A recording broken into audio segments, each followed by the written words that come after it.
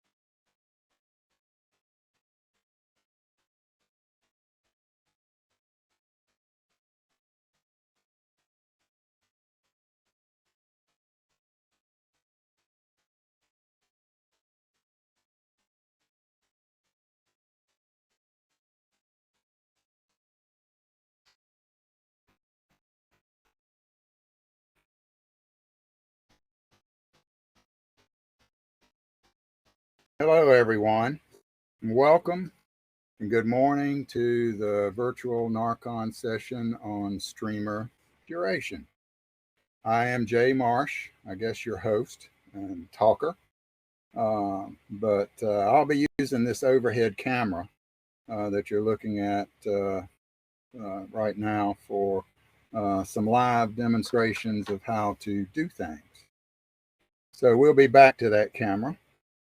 But for right now,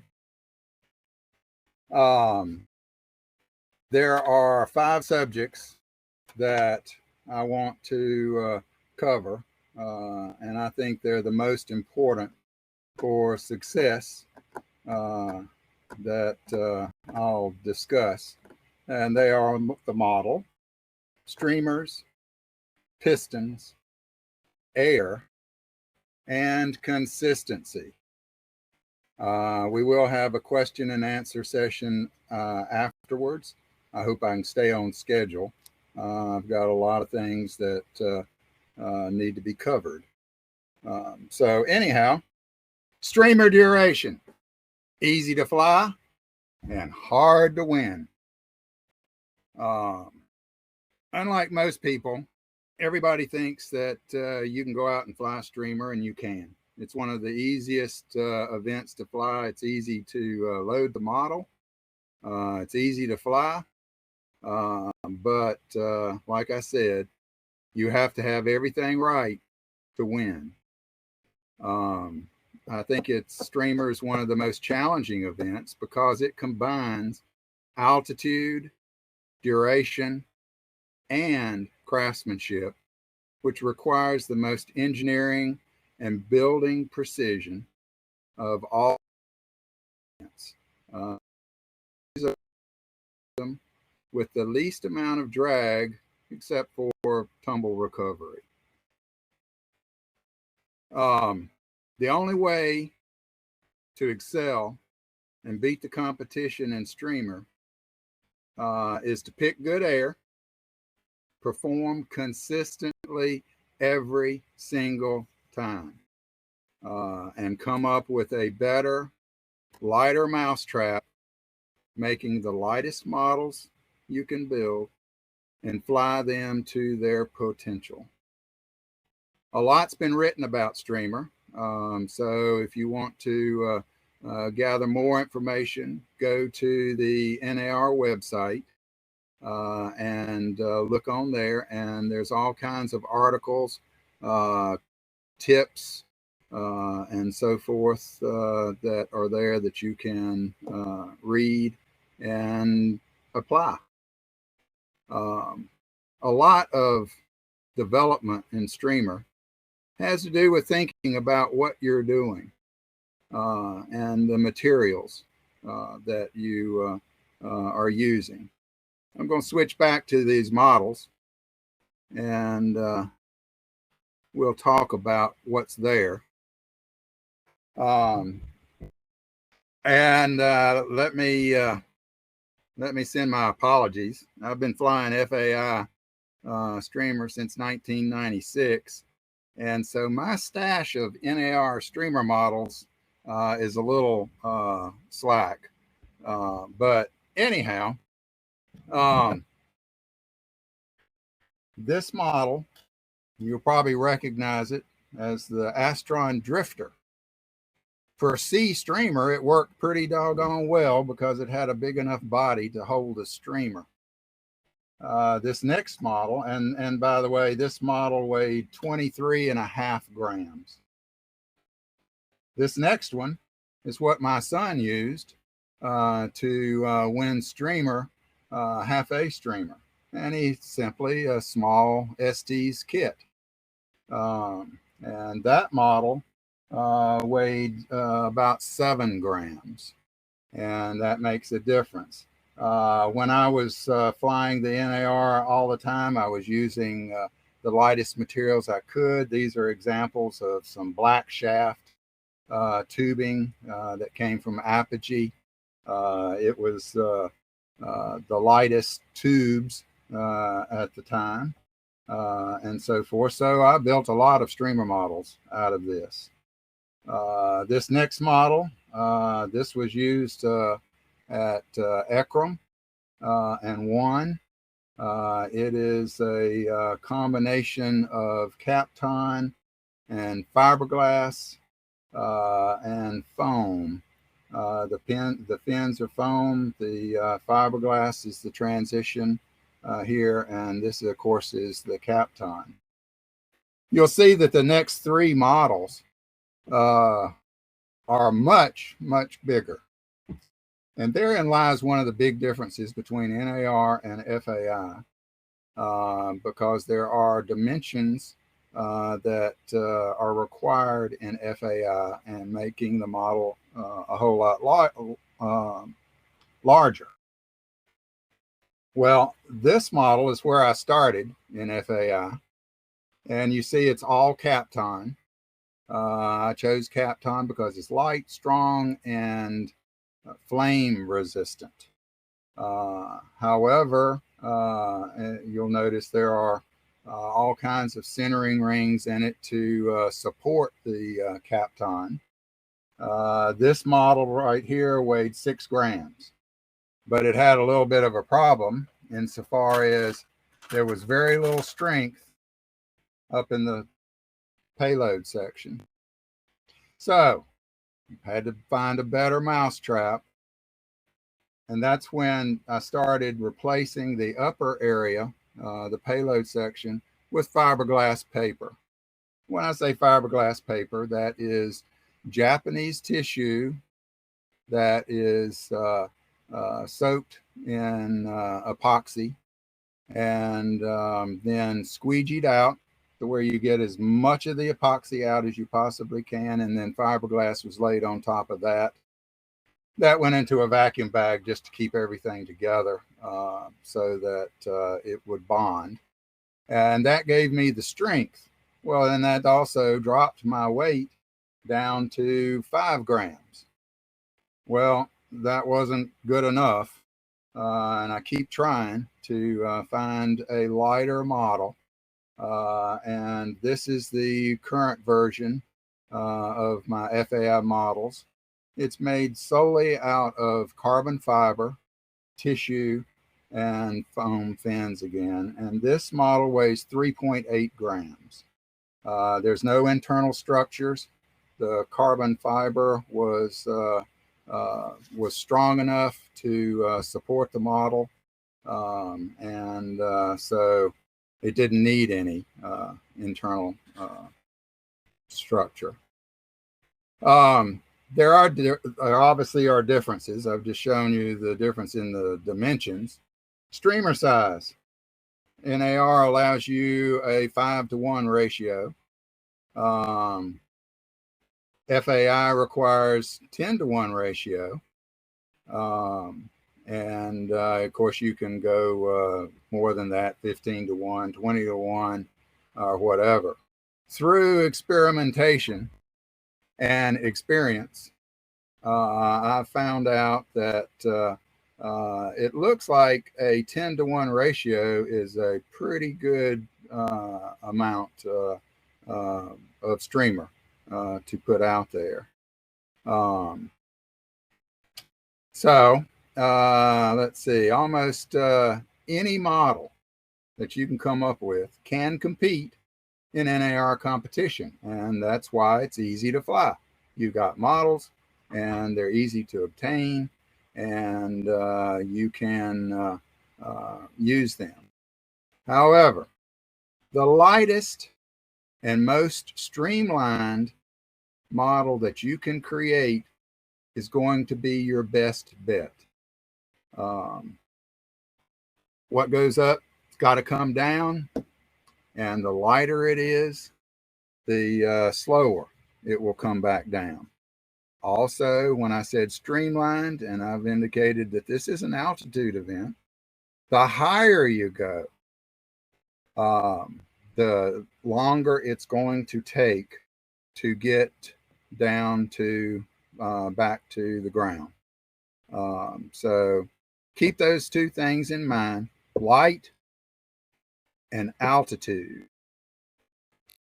What you're looking for in a model is the minimum diameter that you can get away with and still hold your streamer and get it out. So 13 millimeter models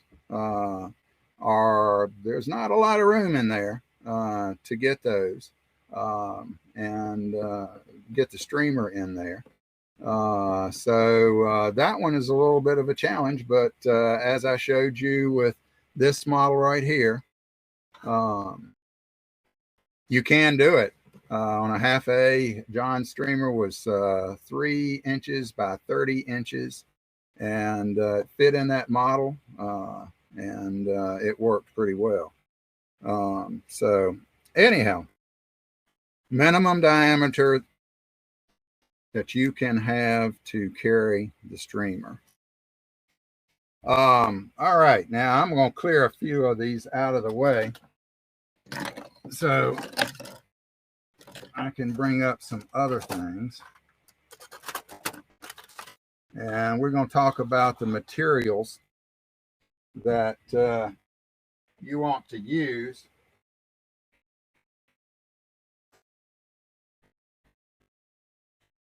when you're actually going to design and build your own streamers. I mean, your own streamer models.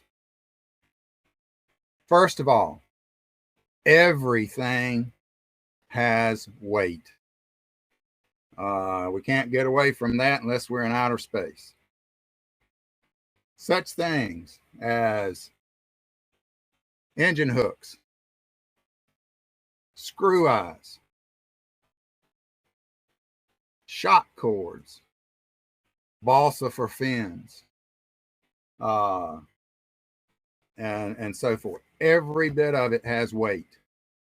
You may think, oh, well, just a little bit of glue here, but you would be surprised how much the epoxy weighs relative to the materials. So you want to be very, very careful about glue, tapes, using any of that, and every 1/10 of a gram counts. Now, as I showed you before, the complete Kapton model really wasn't strong enough to fly. So you got to look at the materials that you're going to use. And there's nothing wrong with using paper tubes and so forth. But this is a Kapton transition. Way too thin. Won't work from experience. This one, on the other hand, is fiberglass. And it's pretty doggone strong. And it's much lighter than paper would be. So its strength to weight ratio is very good. Now, all kinds of materials can be used. You'll see that this is fiberglass, and it's the light kind of fiberglass. It's the lightest that we can get, 0.56 ounces per yard. I guess that's right. So that's part of the fiberglass paper that I use. The other side of that is just the tissue. This is Kapton. And as I said, there are some parts that worked out pretty well using Kapton and others that didn't. This transition right here was made out of 1/2 mil Kapton, which is way too light. The model that you saw before was 1 mil Kapton. You can make models out of tracing paper, vellum, anything that you think that might be strong enough once it's, and you can roll your own tubes out of it. And I just, when I roll my tubes, I just use double-sided tape to tape the seam together. So you can do that. And then we come to carbon fiber. That is the lightest, strongest material that I have been able to find. This is an example of carbon paper. And boy, it sure is light. Seems like it's very flexible. But as soon as it gets rolled into a tube, the strength of the carbon comes through and puts it into a bind and structurally supports the model very, very well. Again, the way I make these papers is lay down a sheet of tissue. You see I've printed the tissue out there, and soak it in an epoxy, squeegee off as much epoxy as you can get, and then apply a layer of carbon veil is what I use, which is 0.2 grams per ounce, or ounces per yard. I don't know, but it's the lightest you can get. So anyhow, one thing about vellum and tissue, you know, when you're out there and you're flying, it's early in the morning and you've got dew on the grass, and your model does a great job back down to the ground and sits there in the grass, the wet grass, while you go retrieve it. Those papers are going to absorb moisture.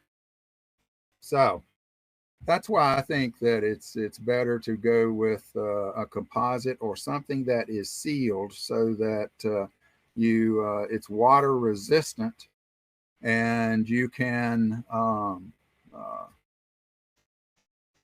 fly it again. Because when you go pick up that model after it's landed, it's going to be wet and you're going to have soft spots in the paper, which will get you in the end.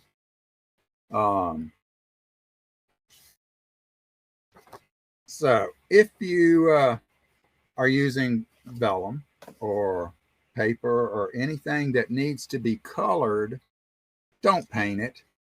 A lot of people say, oh, I like the fluorescent orange and so forth. Well, use a colored ink marker.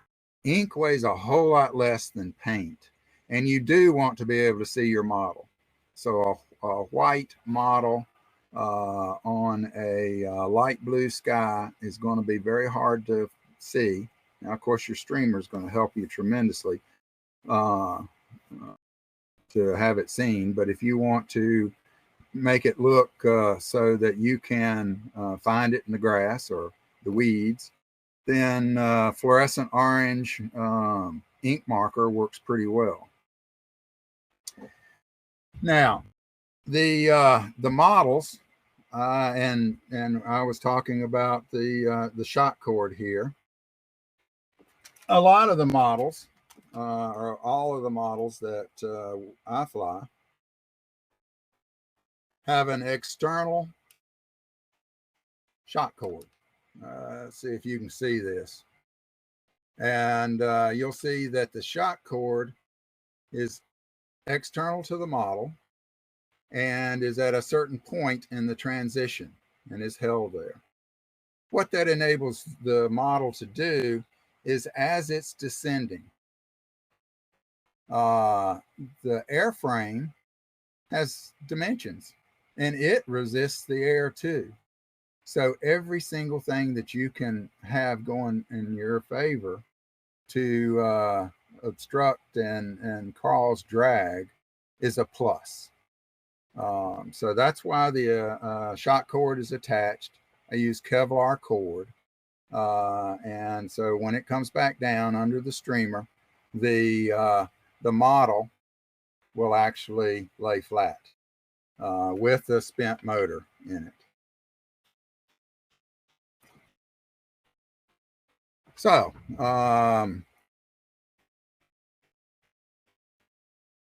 this is, like I said, a craftsmanship event. You want to, I'm going to move my camera here. You want to build your models and do a good job because this is an altitude event. You want to use craftsmanship and you want to always consider the lower the Reynolds number, less drag, will get you higher. And every meter you go higher, you're going to take longer to get back down. Watch the transition joints and the nose joint, billet your fins, and so that it is just as streamlined as possible. All right, I'll clean up a little bit of this, and we're going to move on to the streamer. And I think I'm already a little over my time for this demo, but we'll see if we can catch up here right quick. All right.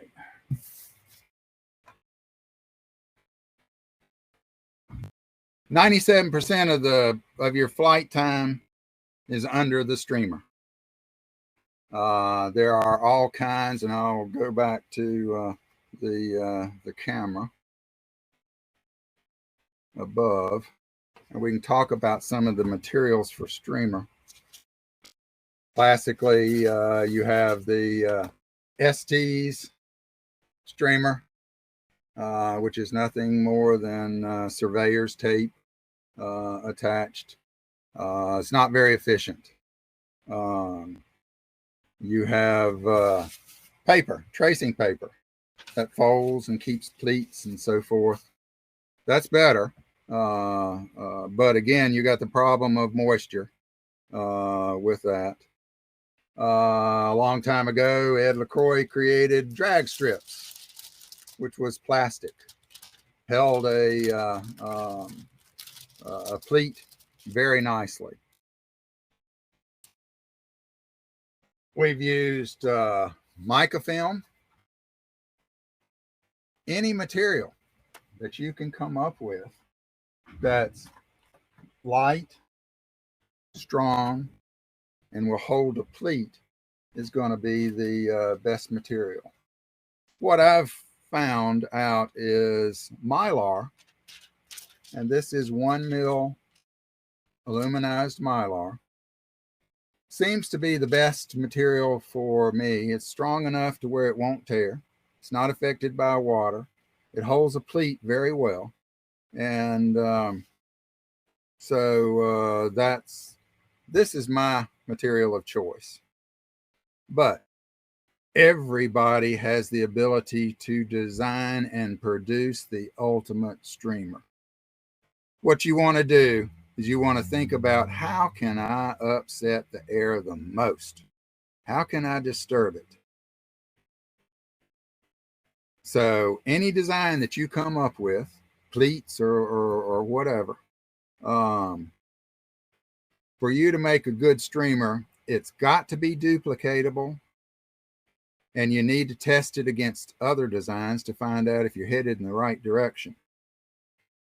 As I said before, NAR requirement is 5-to-1 ratio. I strongly suggest 10-to-1, at least in the lower impulses. The larger they go, the longer the streamers, the more payload area you've got, and you can deviate from that. But 10-to-1 seems to be a pretty good ratio for the weight of the streamer and so forth. A little tip that I learned, and it seems to hold true: you don't want the streamer to weigh any different than the unloaded model. So in that first model that I showed you that weighed 3.8 grams, my streamer weighs 3.8 grams. So it's the same weight as the model. Now I'm going to see if I can quickly show you how I'm going to make a quadra streamer. Obviously, the first thing you want to do is you want to start out with the size of the streamer that you want. This is a 5x50. The first step in making a quadra streamer, and the reason that it's called a quadra, is because there are 4 different sections. Well, if you take this long strip, fold it in half, take one side and fold it onto that side, then that gives you one folded section.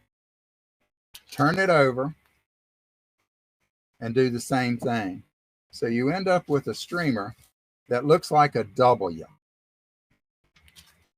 I don't know whether you can, you can't see how that actually lays out, but that is the start.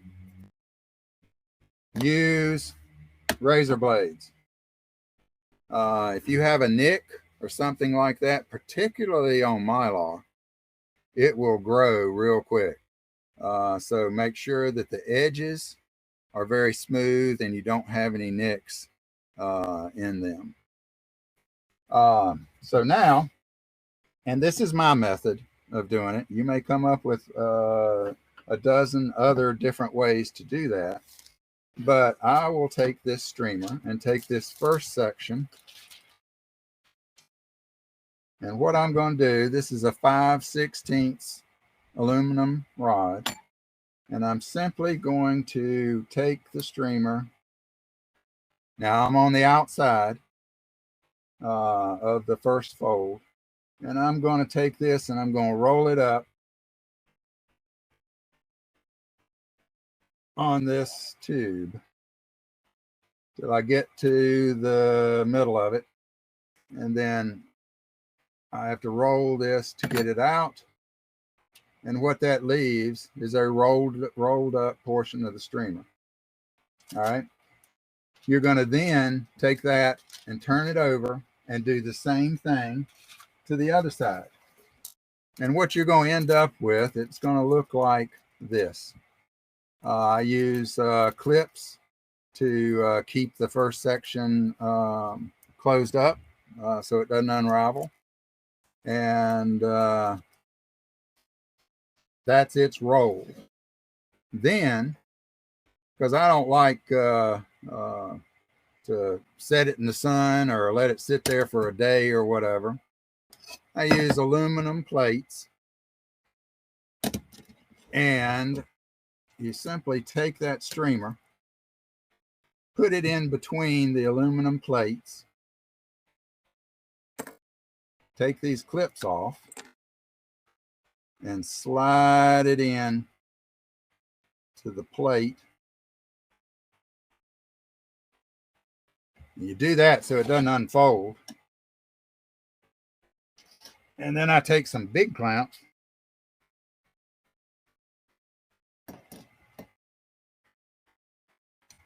and put big clamps on the end of it. And this is what I heat. This process was going to set all of the pleats for you automatically. Mylar is heat sensitive. So once you compress it, heat it and compress it, the pleats will stay. I take this, you can take it and you can set it in an oven if you want to. For Mylar, about 275 degrees is about as much as you can heat this to before the Mylar starts to stick to itself. I've got a little Coverite thermometer here. I don't use the oven to do this. What I do is I've got an iron, a regular iron, turned upside down. I heat that, and I set this plate on top of the iron and monitor the temperature. Keep flipping it from one side to the next side until both sides are about 270, 275 degrees. As soon as I get to that temperature, then this goes in a vise. And the vise is clamped down on both sides of these aluminum plates, just as tight as you can get it. And that's where you leave it to cool. Now, what you're going to get once it has cooled is you're going to get a streamer that looks like this. It's flat. The pleats are all done for you and so forth. So once we do that, then there's your streamer. And now it's time to prep the streamer by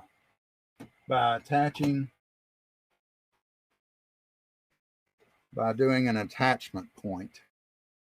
All right, I don't know whether I've got time to show you all this, but anyhow, this is a piece of adhesive Mylar. It's 1 inch wide. It's available from Amazon. I've already kind of pre-marked this so I know about where the middle is, but I'll open this streamer up some, and I'm going to take this end and I'm going to lay it down there in the tape. Tape it down. And then I have a little piece of wire. I'm sure you can't see that, but I'm going to take this little piece of wire and I'm going to lay it right at the end of the streamer. Once I do that, I'll come back and I'll clip this part of the tape, fold it over, and that's basically your attachment point, because once I do this, let's see if I can get this up.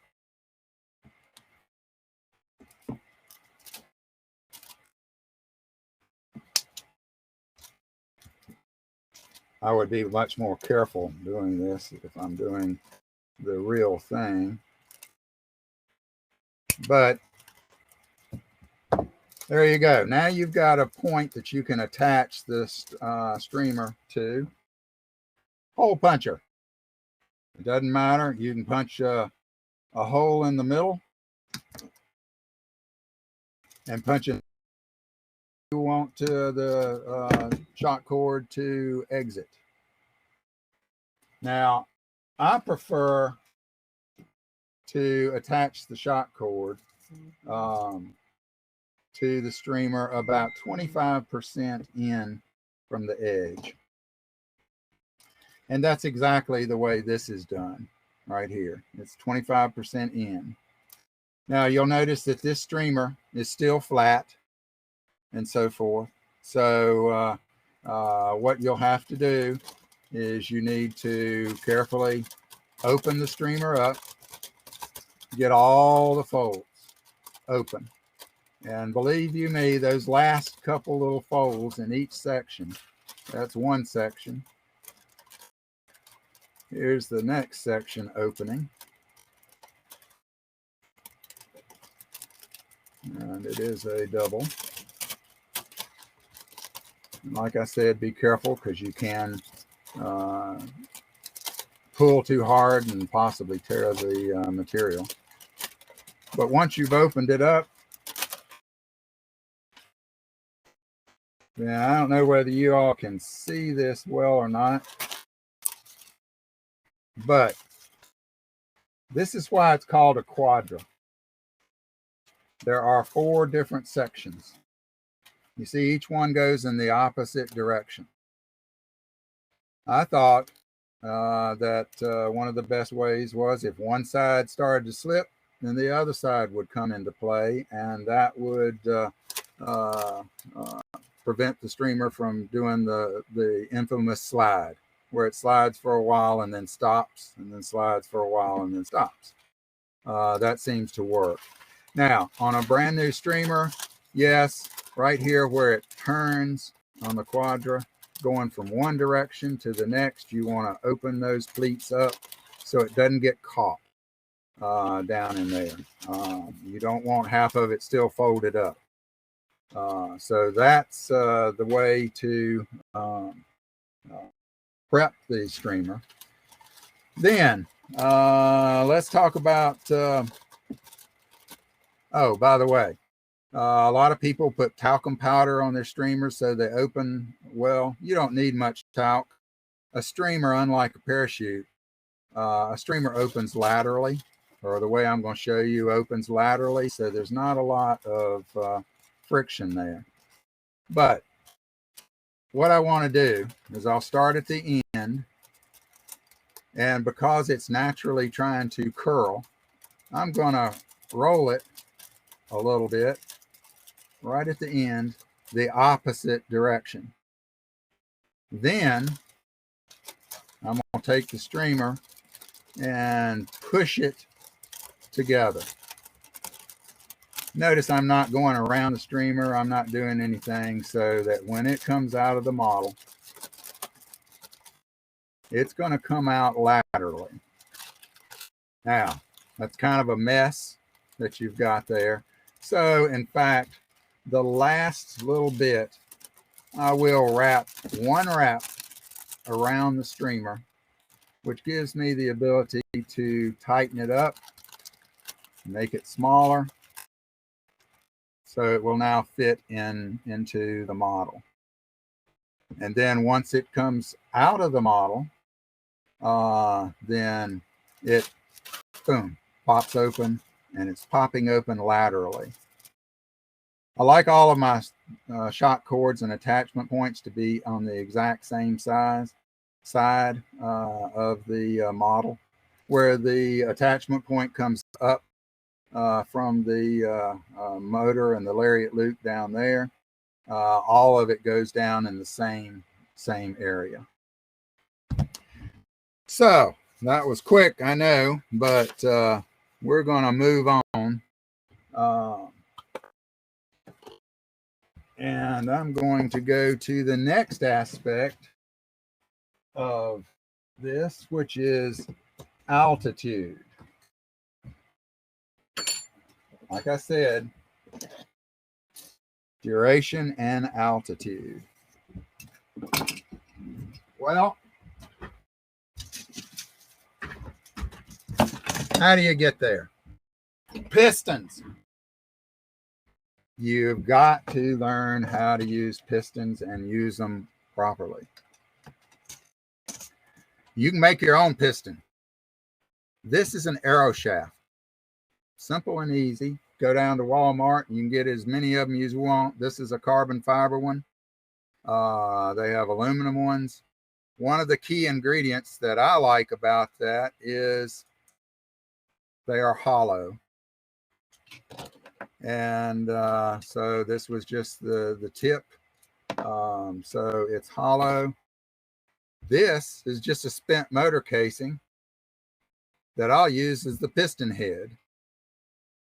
And I'll glue this onto the arrow shaft. Still got a hole in the middle. With that, here's a piston outer tube. It's a white tube. You see it's quite long. There's a lot of controversy over the length pistons should be. I personally like shorter pistons because this outer tube has weight. So all I want my piston to do is capture the initial thrust of the motor and get the model moving. All right. This is what a regular piston with a head on it. Sorry, my picture is reversed, so I'm going in the wrong direction. But here's the head. Here's the arrow shaft. And there's something at the end here. I like, and you don't have to do this, but I like to use a SIP, single inline package connector. Here's a whole slew of them. Got from Mauser Electronics. Cut 2 of them off. And then these are ST's igniters. And if you can see, I've got them down. And what I did is I put a little dab of epoxy right up near the head of the igniter to stabilize these wires. Once that's cured off, standard set of cutter pliers, cut the igniter off of the leads. And that igniter will fit in this SIP. Just like that. All right. Now what that does is keep you from having to have the wires coming outside of the piston with your igniter leads that many times hang on, and you have to carry the leads up with the piston too until it reaches the end. So I like the internal connection. And you see at the other end that SIP is connected to wires. And this is where I hook up the launch system to.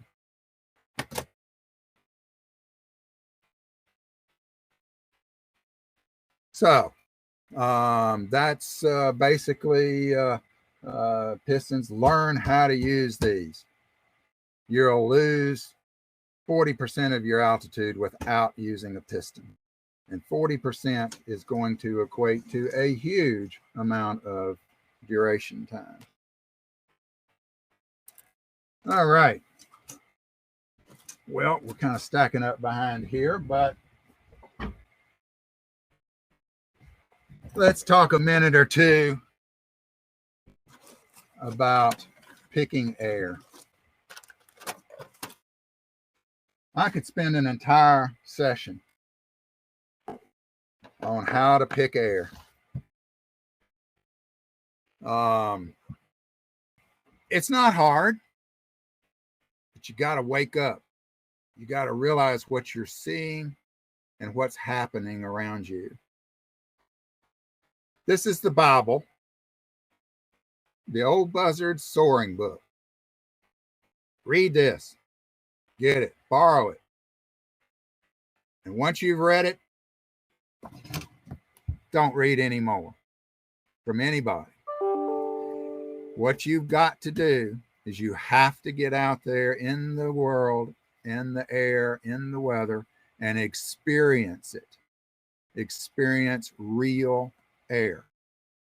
And you'll begin to figure out what works best and recognize good air. Now, there's all kinds of little tools. This is a Kestrel. This monitors wind, temperature, and humidity, and several other things. Wind and temperature are probably the most important things. This is called chaff.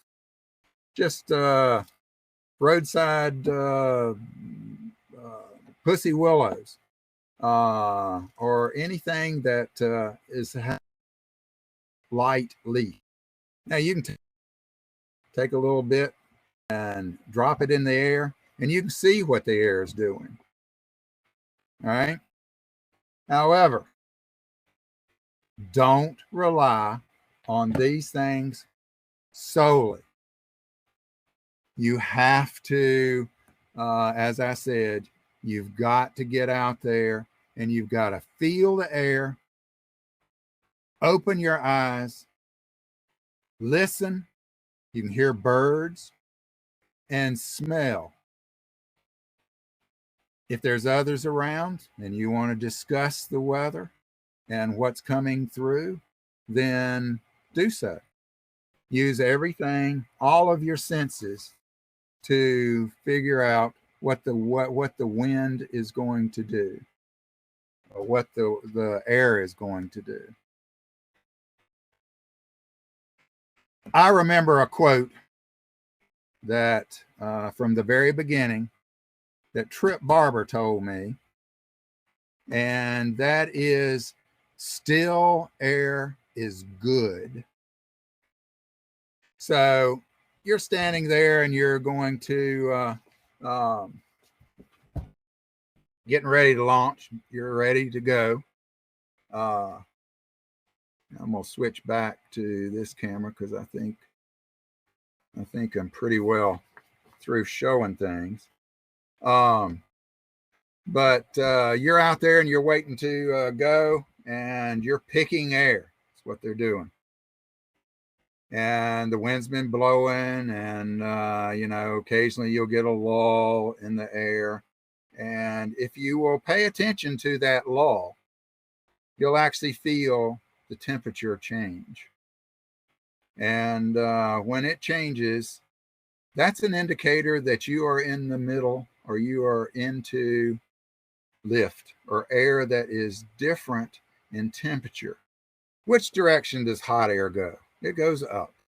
All right. So that's where you want to launch. You want to launch into that warmer air. So I've always, if all else fails and you can't figure out what the air is going to do or doing, then when the air gets still, you can pretty much count on something is changing and you're about to go into a thermal. It may be quick, and you may want to just go on and launch at that point. But thermals come in cycles. Depends on where they are actually generated from. Generation comes from difference in temperature. And a brown grassy field will generate more temperature than a lake. So they will come in cycles. Be patient, and like I said, feel the air. Like I said, we could spend a lot of time talking about picking air. All right, the last thing that I want to talk to you about is consistency. A DQ, a misfire, anything that doesn't work the way you intended it to do will cost you a win. A misfire is going to cost you missing that thermal. A DQ where the streamer comes apart, well, that's one lost flight. All it takes is one bad round and you're out of it. So my best recommendation for any of this is go fly, have fun flying. It's easy. Compete.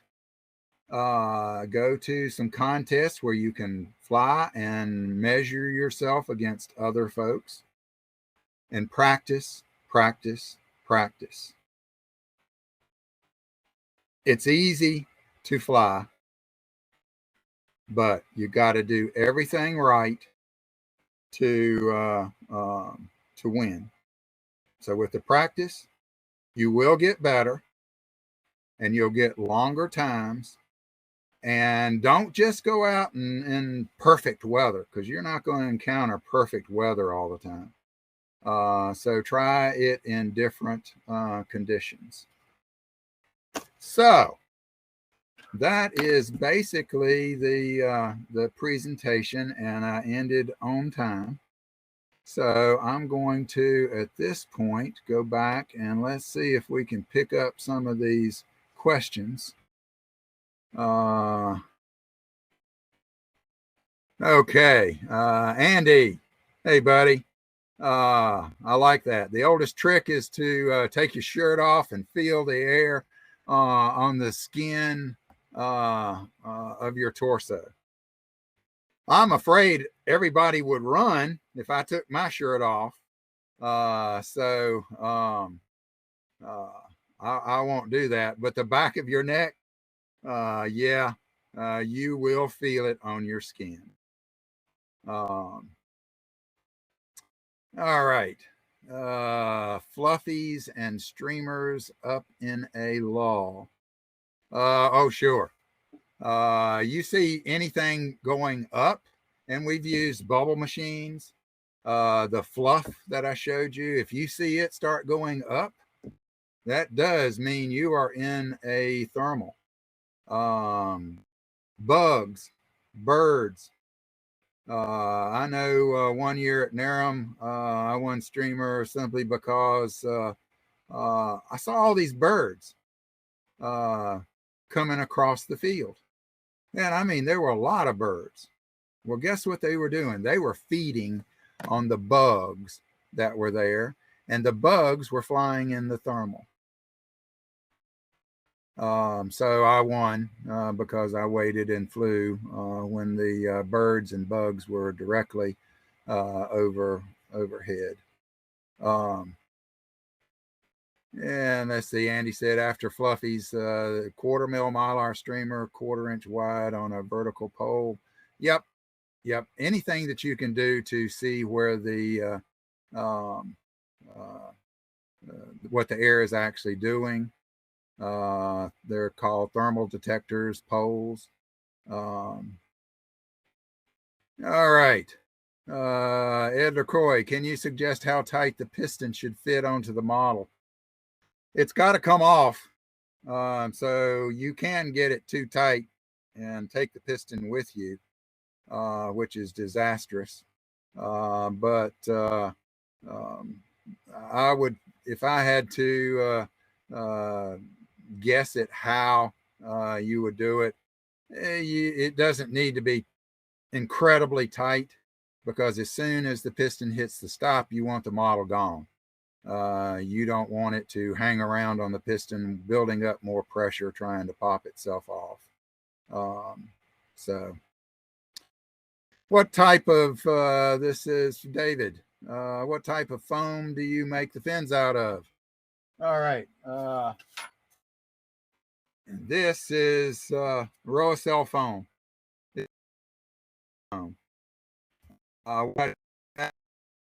Back both sides with tissue, Japanese tissue, and Put that, soak the tissue again in epoxy, squeegee it out, put it on both sides of that tissue and in a vacuum bag so it's pressed together and it will adhere. You can get this CST, any of the composite stores will sell it. All right, Mark Bundick. Hey, Mark. If the Quadra is good, why not the Pentra? Well, I have the Sextra. Okay, I've tried that.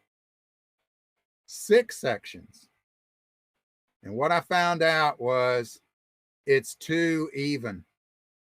You don't have enough roughage on one side or the other to actually start making a difference. So that's why the Quadra seems to be the best. That's half of the streamer working on one side, half of the streamer working on the other. So I don't really suggest doing that. The Russians like the quarter mil Mylar streamers with very teeny tiny folds, but a lot of them. Maybe works, maybe doesn't. I've flown against it, and Quadra has been better than those.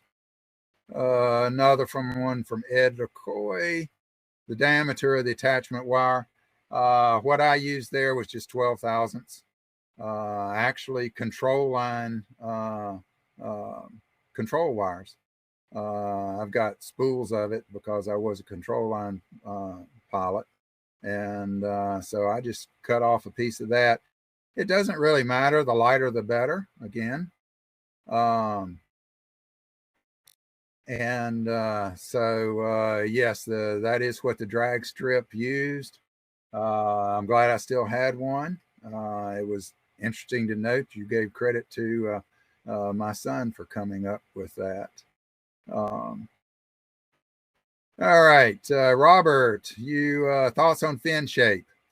Yep, elliptical fins is the way that I've gone, and I believe in them. You get the least amount of tip drag, but there's other fin configurations. I'm not saying that this has to be the ultimate. None of what I'm saying is the ultimate. Go figure. Go think. Use your head. How can you make a better mousetrap? And come up with ideas and try them. So anyhow, yeah, elliptical is what I use. Let's see, from Tom, what is the strength or diameter of the Kevlar cord you're using?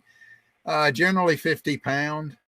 I've tried lighter ones, and in some cases you get a burn, and that weakens the Kevlar, and it could break. So I go the difference between 30 pound and 50 pound is about 0.02 of a gram. So I go with the heavier one. Have I found a brand of flow markers from Ed? Marks a Lot flow markers have been around for some time. No, I just suggested that to use markers instead of paint if you want to put color in it. But as you noticed, my models, such as the new Atlas 5, it uses colored tissue, and that's where I get my color from. So I don't need to use markers. Okay. And from Andy, how severely is the new FAI requirement that the wadding be captured affecting performance vis-a-vis the added weight of the ejection plug that now must be recovered as part of the problem, as part of the model? Yeah, that was interesting how the rules were interpreted. So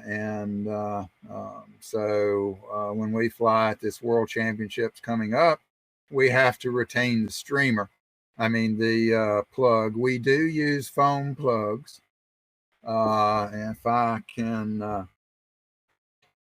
well, I'll just describe it. I use white foam.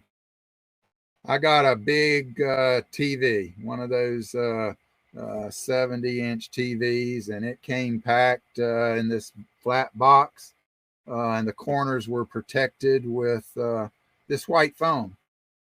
And so I started looking at this foam, and it seemed to be an item that Terrell Willard introduced to me. And fortunately, he found a lifetime supply on the side of the road. But anyhow, this foam is lighter than the insulation foam.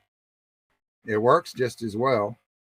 The size of the beads makes a difference. The larger the beads, the lighter the foam. So not all of the foam is created equal. But we take, and for me, I run a little shock cord, a little 7-inch shock cord up through the plug, tie that off below it, and make a loop at the other end and attach that to the shock cord for the model. Now it says that I am out of time, but it's not quite noon. So anyhow, those are the questions. If you have other questions, email me. You can use my AMA account, which is Marsh, JAYMARSH, at ama-d4.org. Thank you all, and I will see you on the field, and hope you're flying streamer.